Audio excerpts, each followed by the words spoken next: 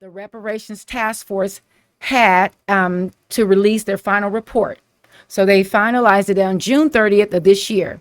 So what they're going to do is they're finalized it. They hand it over to the, if you can see right here, they hand it over to the legislature.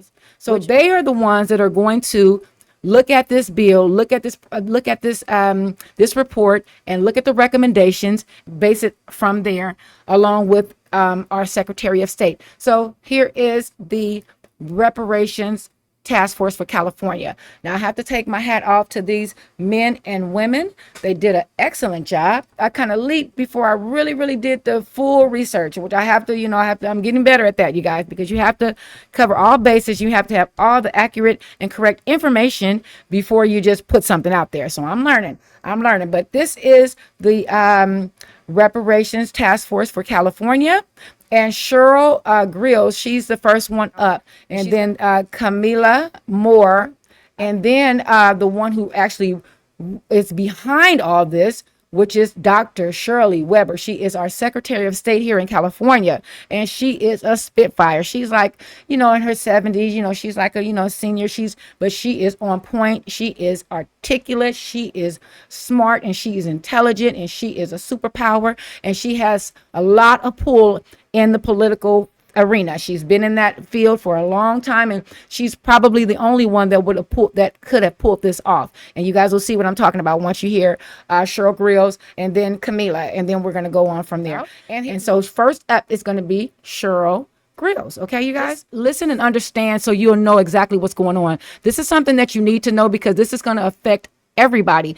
If you are foundational Black American here in America, you might need to understand and tune in. So you'll know we are the epicenter, California. So we are, usually kick off everything. And so this is where it's starting because we couldn't get it on the federal level because there's too much racism going on. They don't want to do it on the federal level. Yes. Like we're going to just have to do it in little increments. So here we go. This is Cheryl Grills. Listen to what she has to say. Thank you. Good morning, everyone. Hello, is anybody out there? I know you're media, but you're also human beings. Let's connect. It's early. I do understand that. So, first I want it's not lost on any of us the irony of today that as we release a report to address harms across generations, multifaceted harms, that at the same time the Supreme Court has decided that affirmative action is not appropriate for this country. I would encourage the Supreme Court to read the interim report. I would encourage them to read the final report and to understand that the legacy of enslavement, the ongoing harms are with us to this very day. And so this country is disingenuous to exclude us. And now they're refusing to use race to include us. So I wanted to just give you a very quick update about what has the task force accomplished. This is an historic body with an historic body of work. And so what have we done over the last 2 years? We have held 15 hearings, most of which were 2 days long. We have prepared a final report that includes over 115 different reparations recommendations that are aligned with the 12 categories of harm defined in our interim report. As of yesterday, actually, we have been able to show that perhaps the Pew poll is not fully reflective of the attitudes of America. Why do I say that? Thanks to the hard work of Member Tamaki and Lisa Holder and other members of the task force, we have been able to compile over 302 organizations, some national, some California specific, that are endorsing the work of the task force. 302 organizations, including organizations like Advancing Justice Asian Law Caucus, the Chinese for Affirmative Action, the Los Angeles and San Francisco County Bar Associations, the Weingart Foundation, the California Wellness Foundation, the NAACP at the national level, the National Urban League at the national level. The list goes on and on. I would encourage people, go to supportreparations.org and read the letters of support. It gives a very different picture about this country's readiness to confront the challenges of race in this country, something we have never done. So what else, as I conclude, has the task force been able to do? We developed a compendium of racist California laws and cases, thanks to the hard work of members Tamaki and Holder. We have, and what they did was surveyed over 58 California Superior Courts and district attorney offices and 11 city attorney offices, revealing the lack of consistency and the discretion in what is collected and the absence of data, making it difficult to evaluate claims of racial discrimination in the criminal justice system. In collaboration with the Ralph Bunche Center at UCLA, we were able to superior courts and district attorney offices and 11 city attorney offices, revealing the lack of consistency and the discretion in what is collected and the absence of data, making it difficult to evaluate claims of racial discrimination in the criminal justice system.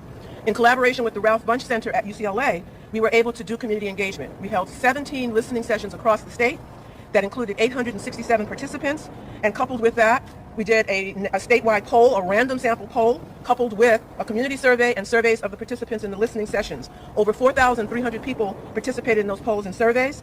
The results have been published in a scholarly journal article. But one of the things I want to lift up from that report is, again, it is in contrast to the Pew polls that people often will cite. So 60% of Californians support some form of reparations in this country. The time has come. America must step up. It's not just the well-being of people of African ancestry that is on the line. It is the very heart and soul of this country. If America is to be who she professes to be, then she has to do the right thing. And this time, in this generation, otherwise, I truly worry about democracy. I don't remember who said it, but the basic point I want to end on is that racism is incompatible with democracy. Thank you. Okay, yeah, so that was Cheryl Grills, and she just gave the opening to where they are right now. So we're just going to keep it going so you guys can get pretty. I'm just going to do the first three people, and then the Dr. Shirley Weber is going to speak as well.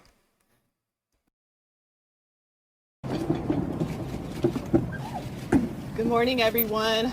It's an honor and privilege to be here before you today at the last hearing of the California Reparations Task Force.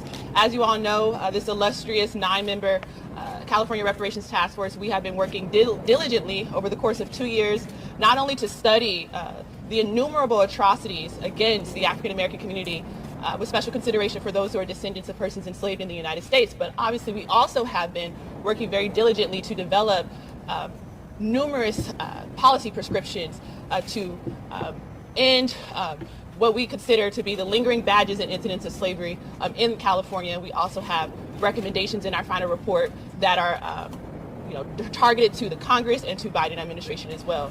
And then afterwards, you'll have myself and Vice Chair Brown formally deliver the final report to elected officials to symbolically represent the formal passing over of our work to the legislature. And from there, it'll be up to the legislature to turn our policy proposals into actual reparations legislation so that the material conditions and lives of African Americans, particularly those who are descendants of persons enslaved in the United States, actually change for the better. My only note is to say our work remains unaffected largely by that decision because of the wisdom that we had in consulting with legal experts like UC Berkeley Law School Dean Erwin Chemerinsky, who predicted this outcome today. And that's why most of our policy prescriptions are not race-based, but they're based on lineage. They are for those who are descendants of slaves. Okay, did you guys hear that? It is based on lineage. But she is on top of it. She is doing everything that foundational Black Americans have been pushing for. She is the initiator of this, and she was able to get this through. Now, listen to what she had to go through in order to get this, just to go through to this level and to this stage in California.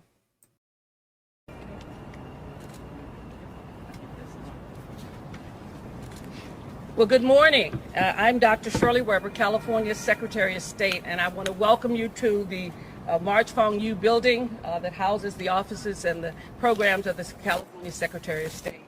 I'm honored to be here with you, and I want to thank the task force for its diligence and its truly hard work. This is groundbreaking work that they've done in a nation that has oftentimes denied its responsibility for slavery and the impact of slavery on the lives of others. And so it's good to have you here. I want to thank the task force and 9 of them who've worked very, very hard to make today day possible.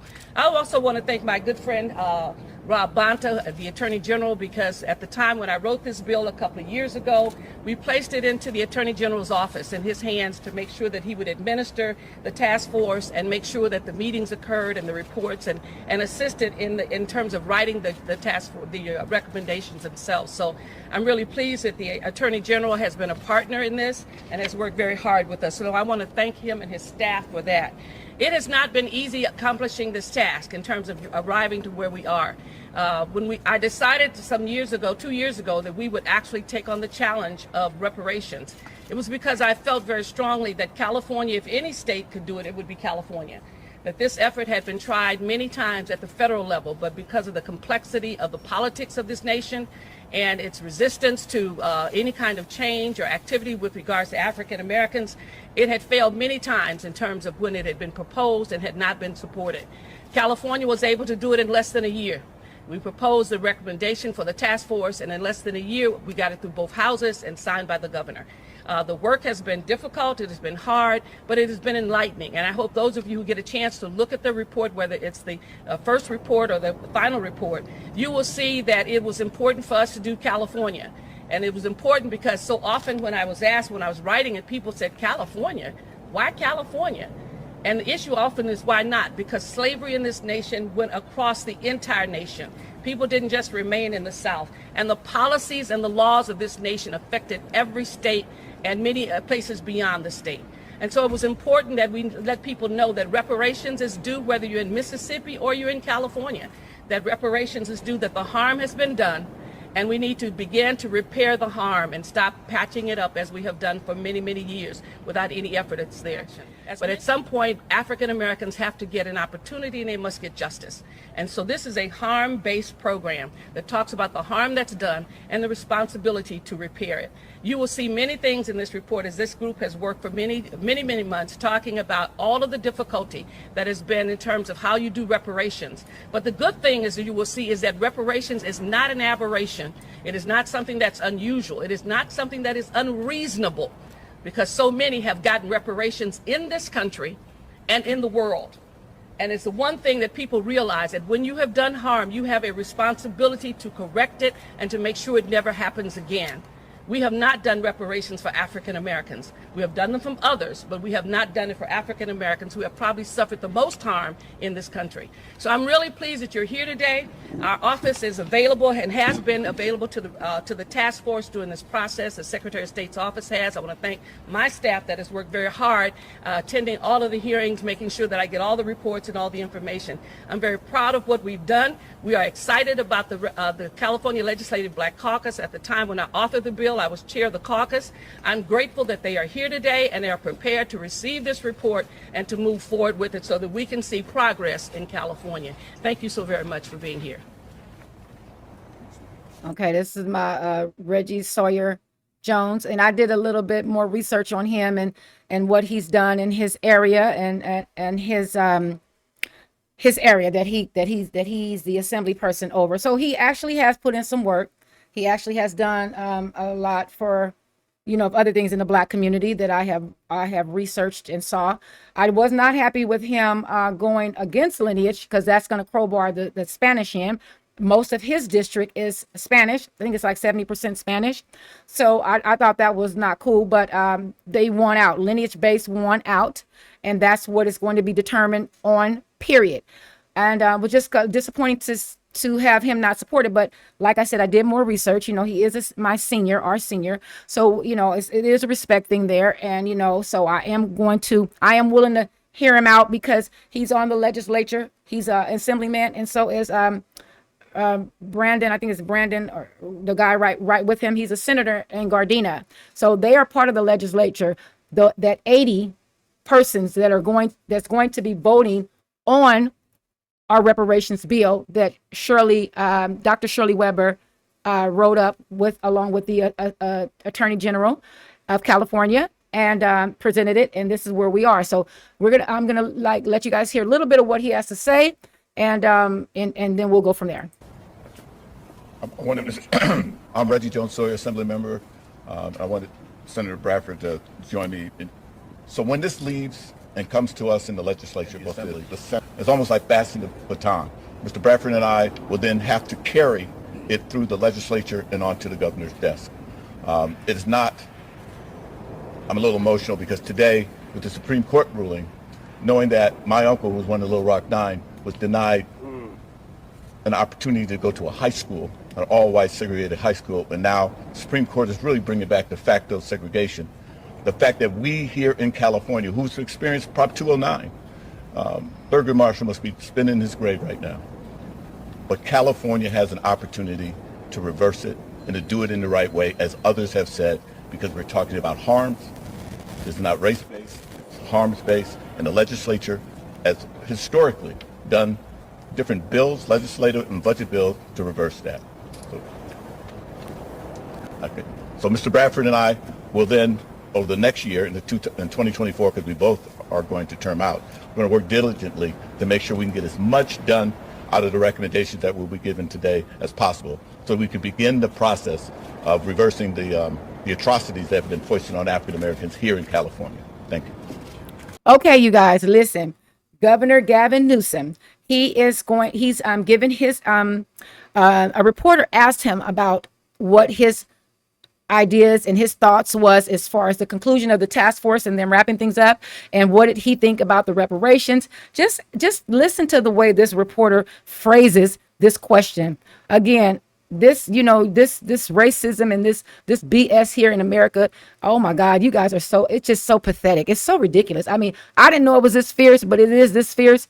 It's really, people just don't want to do right by the builders of this nation. And until you do right, it's going to continue to fall. So you guys might want to just really get off it's not there's no racism, there's bottom line, but we are trying to, overcome that as far as doing right by the builders of this great nation. And that is the descendants of the builders of this great nation, like I said. So Gavin Newsom is giving us his 2 cents on the question that was asked to him by a reporter, his opinion on the task force and the final report, and what he thinks and what he plans to do. But listen to what the reporter asked him. Listen how the reporter phrases his question.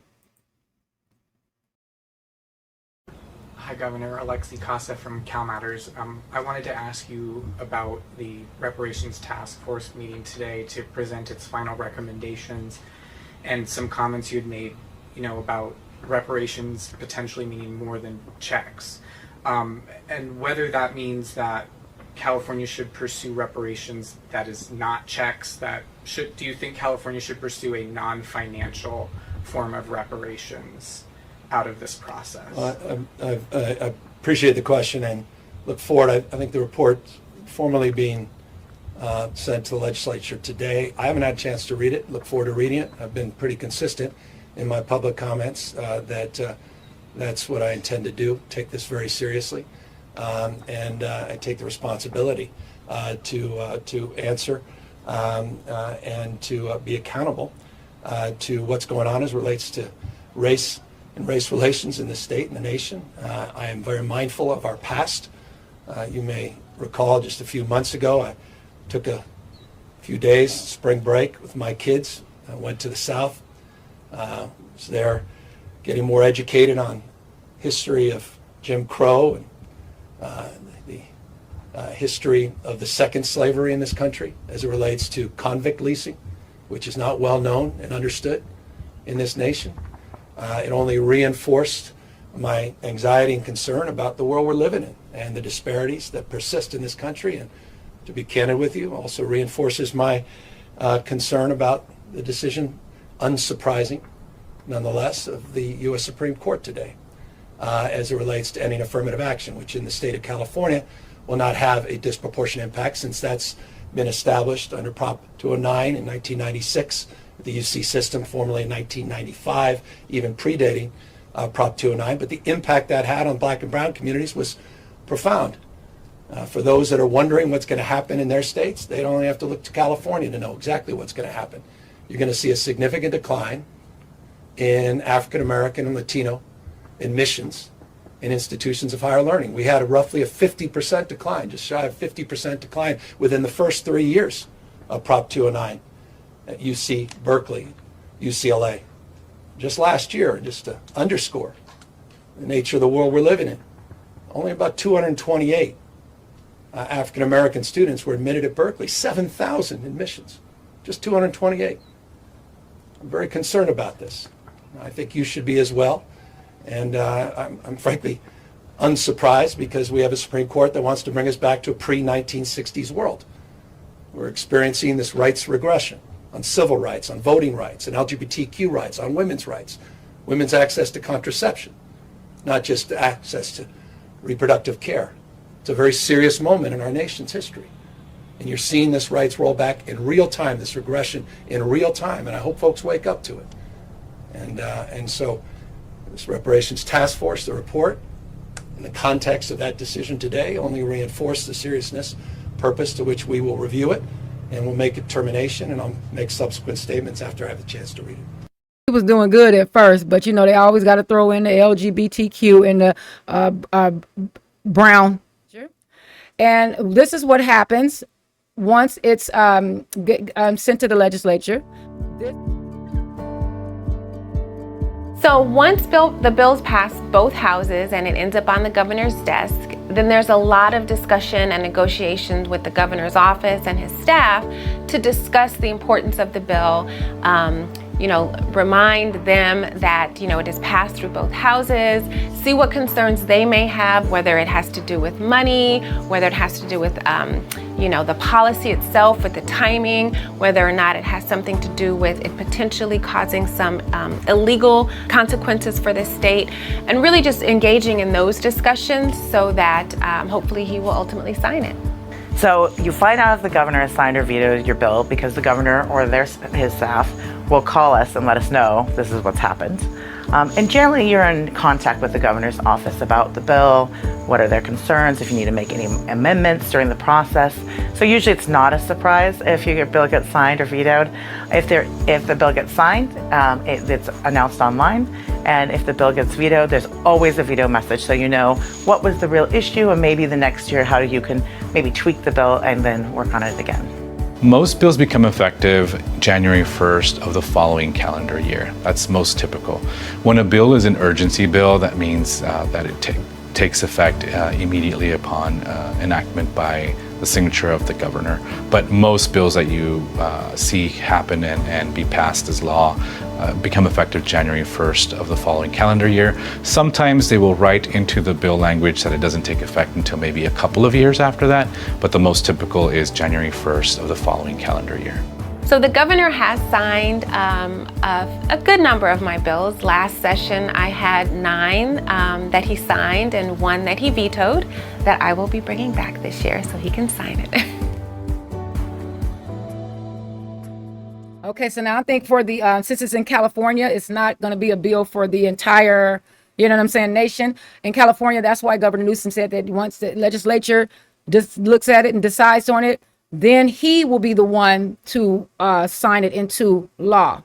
Gavin Newsom. So I think he might try to use that next year, y'all, for November, because they know Democrats are doing horrible. So I think that Governor Newsom is going to try to use this reparations thing to bring the black vote back to the Democrats, and we are voting where our opportunity and where our tangibles are. So you come with something, we'll come with that vote. Okay, so I think that that's what they're going to try to do, and so they'll be able to if he signs it, when he signs it, he will sign it when he signs it next year in November. Then it'll kick off for January 2025. So we should be looking to get a chunk, an initial installment on January 2025. Okay, so I just wanted to just let you guys see the no, not that. These are the legislature members. It's 80 of them. Okay, so Don, and like I said, I'm gonna write Cecilia, write these people a letter and send them an email. They all have like a the website to contact. You can contact them personally.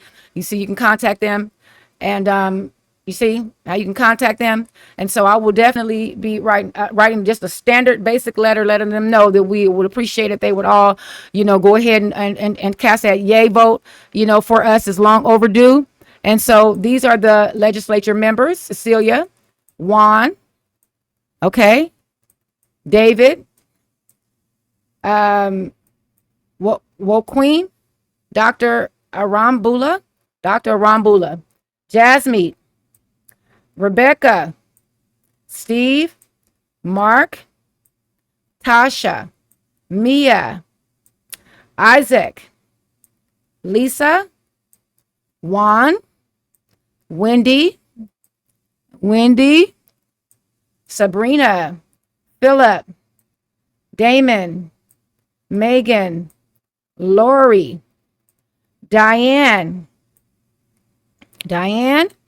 another Bill, Heath, Mike, Vince, Laura, Jesse, James, Eduardo, Mike, Timothy, Matt, Greg, Chris, Josh, Jackie, Dr. Corey Jackson, Reggie Jones Sawyer, Ash, Tom, Alex, Evan, another Josh, Brian, Devin, Kevin, Tina, Al, Stephanie, Liz, Blanca, Diane, Joe, Jim, Gail,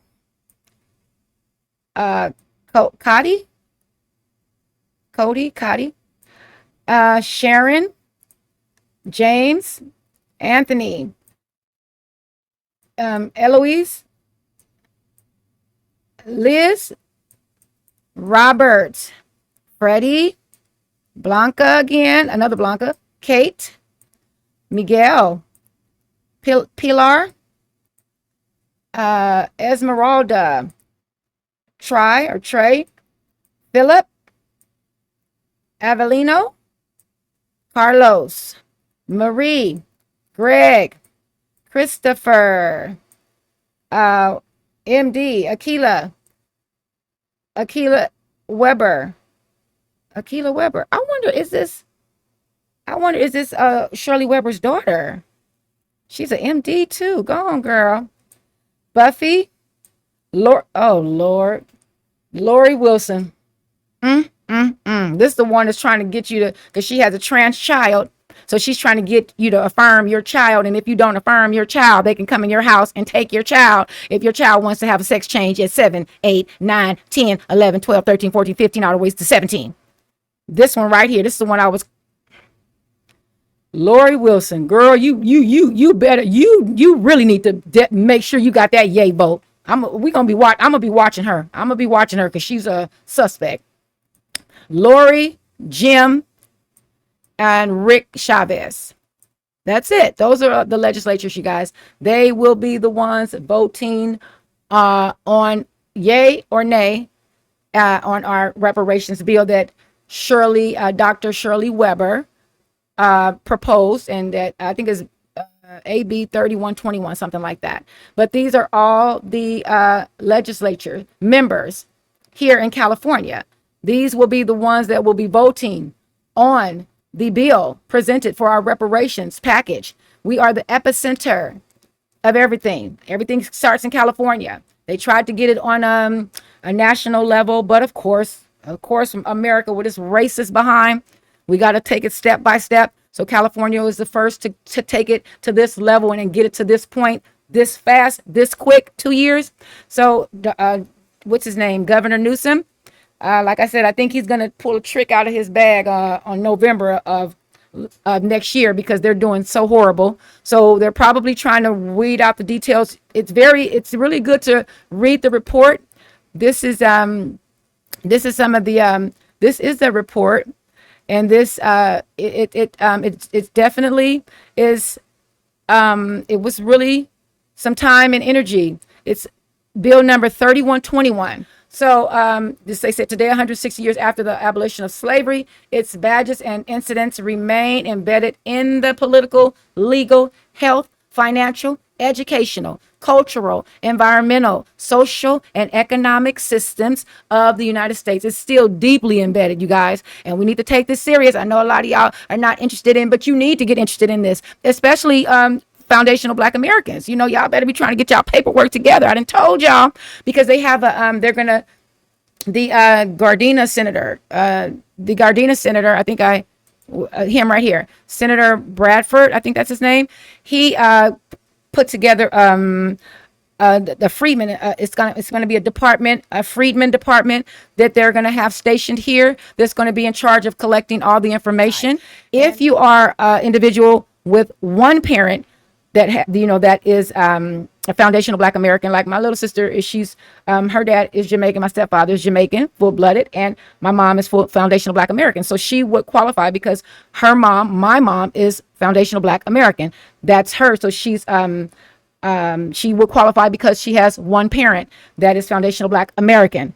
Often it's not like a grandparent or a great grandparent. No. It's only if you are foundational Black American or you have a parent that's foundational Black American. Do you understand? It's either all or one. You can't be like, oh, my grandparent or my aunt, or no. It's either both of my parents are foundational Black American, or one of my parent is a foundational Black American. Not my parent's parent or no. Both or one. You understand? Okay, so you guys should need to start getting your paperwork together, and we can go ahead and they can put that bill together and see exactly what's going to go in the bill. Listen, you guys, thanks for watching. This is something I just wanted to give you guys a thorough update. And like I said, I'll have either the PDF smaller version or either that larger version. I'll just have it in the link, with this video as well. So yeah, so hopefully, everything will work out. Fingers crossed. And I'm hoping everything will work out like it's supposed to. It's long overdue, you guys. We are definitely due our reparations. That is going to change the game for us California residents. You have to have lived here like I think 5 years or more. And so you guys just get your paperwork together. Get your proof together. Okay? Take this serious, because this is a serious mark where we are at. And I'm sure that it's definitely going to work out. By the grace of God, it's finally our turn, and I'm sure he's going to bless us, and he's going to go ahead and allow this to go through. And then, it's going to just have a domino effect from there. Okay. Hey, y'all, I just wanted to add this in here. Senator Bradford, he was one of the members on the California Reparations Task Force. He is the senator here in the state of California for the city of Gardena. Now, he has introduced legislation that will create a new state agency in California to administer reparations to the descendants of slavery.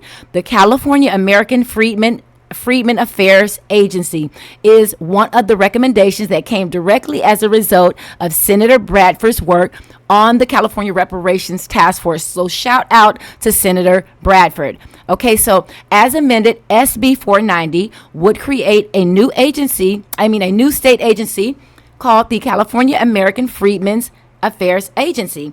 This agency will be tasked with overseeing the infrastructure behind administering reparations as determined by the legislature of governors. So all FBAs, you guys, let's keep looking out. I'm going to keep informing you. I'm going to keep you guys abreast on what's going on, and as we go month by month by month. So that would be a great opportunity. I think that would be an honor for FBAs to work at an agency like this, California American Freedmen's Affairs Agency.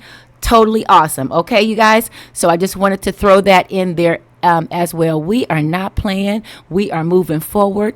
California FBAs. And man, this is awesome. So all thanks to our creator, just even for getting it to this level. We got to give our thanks to him first. Okay. So let's always remember that. So so just keep that in mind, you guys. Get your paperwork together. All right, y'all.